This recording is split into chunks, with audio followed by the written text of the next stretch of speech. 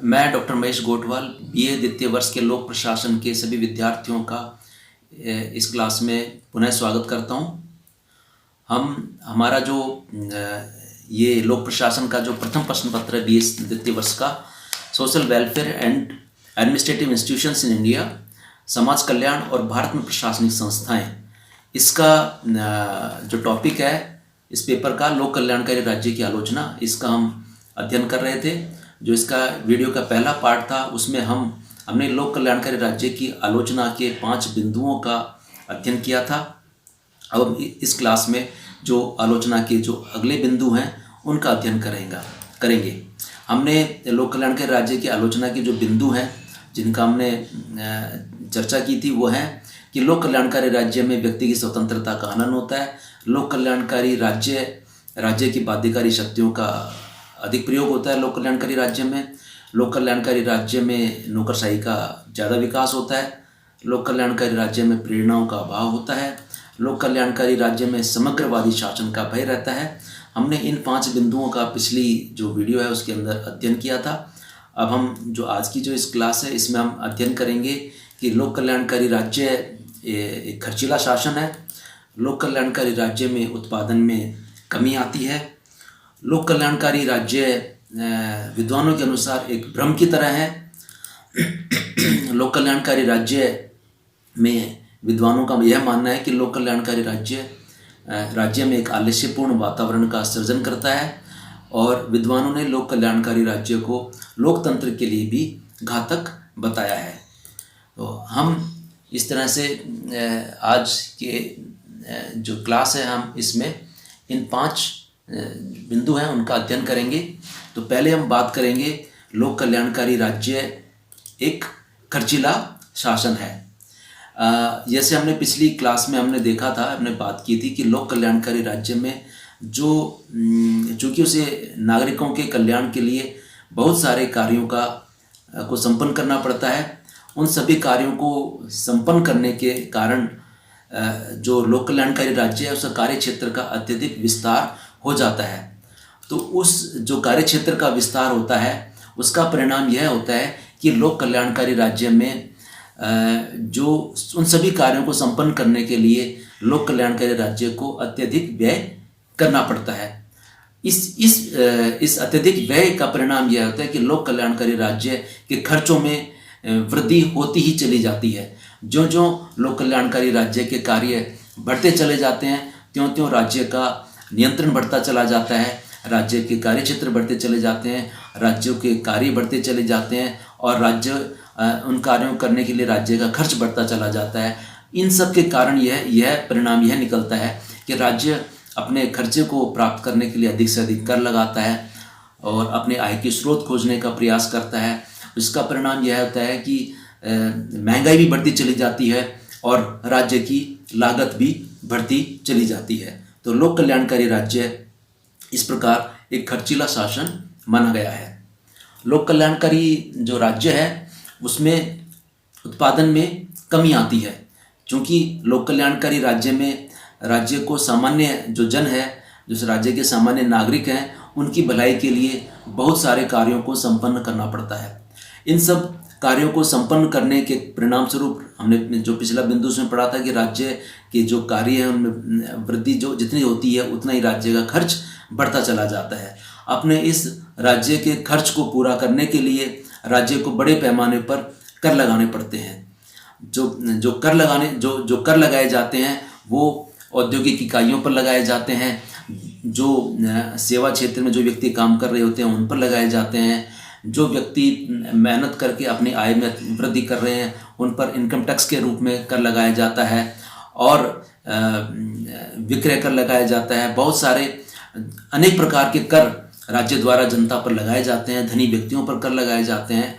तो जितने ज़्यादा करों की वृद्धि होती है उससे जो कर चुकाने में जो समर्थ व्यक्ति होते हैं, जो धनी व्यक्ति होते हैं, वो इस कर की बढ़ती मात्रा से निरंतर हतोत्साहित होते हैं और इनका कार्य करने के प्रति जो रुचि होती है उस रुचि में कमी आती है और वो उसके मन में यह विचार आता है कि वो जितना अधिक अपना उत्पादन बढ़ा रहे हैं, जितना अधिक मेहनत कर रहे हैं, उतनी ही मात्रा में उन्हें कर भी देना पड़ रहा है, कर का भुगतान करना पड़ता है, तो इससे उनमें प्रेरणा में कमी आती है और कार्य के प्रति अरुचि होती है, जिसका परिणाम यह निकल कर आता है कि धीरे धीरे लोक कल्याणकारी राज्य में उत्पादन में कमी आने लगती है और उत्पादन घटने लगता है।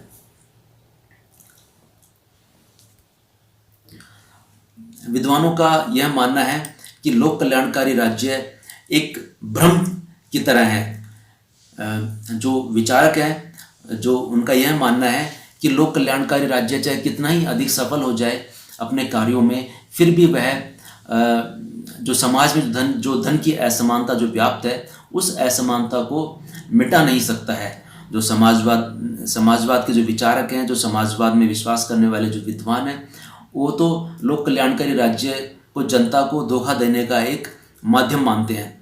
उनका यह मानना है कि जैसे जैसे पूंजीवादी समाज का विस्तार हुआ था और उस पूंजीवादी समाज के विस्तार होने के परिणाम स्वरूप जो श्रमिक वर्ग में, जो निर्बल वर्ग में, जो निर्धन वर्ग है, उसके वर्ग में जो शोषण में वृद्धि हुई थी, उसका ज़्यादा शोषण होने लगा था, जिसका परिणाम यह हुआ था कि बहुत सारी अनेक समाजवादी क्रांतियों का उदय हुआ था। उन समाजवादी क्रांतियों के उदय से पूंजीवादी जो देश हैं वो भयभीत हो गए थे और उन्होंने उस समाजवादी क्रांति के प्रसार को रोकने के लिए लोक कल्याणकारी राज्य की अवधारणा का विकास किया और उन्होंने विकास केवल इस उद्देश्य से किया कि वे लोक कल्याणकारी राज्य का दिखावा करके, लोक कल्याणकारी राज्य का भ्रम फैलाकर यह दिखाकर कि भाई जो राज्य है वो लोक कल्याणकारी, वो जनता की भलाई के लिए काम कर रहा है, जनता का भला करने के लिए काम कर रहा है, जनता का कल्याण करने के लिए काम कर रहा है और वो अधिक से अधिक अपने नागरिकों की कल्याणकारी योजनाओं को लागू करने में के लिए कार्य कर रहा है। तो जो यह षड्यंत्र है लोक कल्याणकारी राज्य, वो समाजवादी विचारकों का यह मानना है कि यह लोक कल्याणकारी राज्य जो पूंजीवादी समाज है, जो पूंजीवादी तंत्र है, उसको बनाए रखने का एक षड्यंत्र मात्र है और लोक कल्याणकारी राज्य वास्तव में पूंजीवादी समाज को सुरक्षित रखने के लिए कार्य करता है। वास्तव में वह एक केवल मात्र एक भ्रम की तरह है। लोक कल्याणकारी राज्य एक आलस्यपूर्ण वातावरण का सृजन राज्य में करता है, क्योंकि लोक कल्याणकारी राज्य जनता की अधिक से अधिक भला करने के लिए प्रयासरत रहता है और इस जनता के कल्याणकारी कार्यों के अत्यधिक विस्तार का परिणाम यह निकलता है कि लोगों को जीवन व्यापन के लिए जो उनकी न्यूनतम आवश्यकताएं हैं वो बड़ी आसानी से उपलब्ध हो जाती हैं।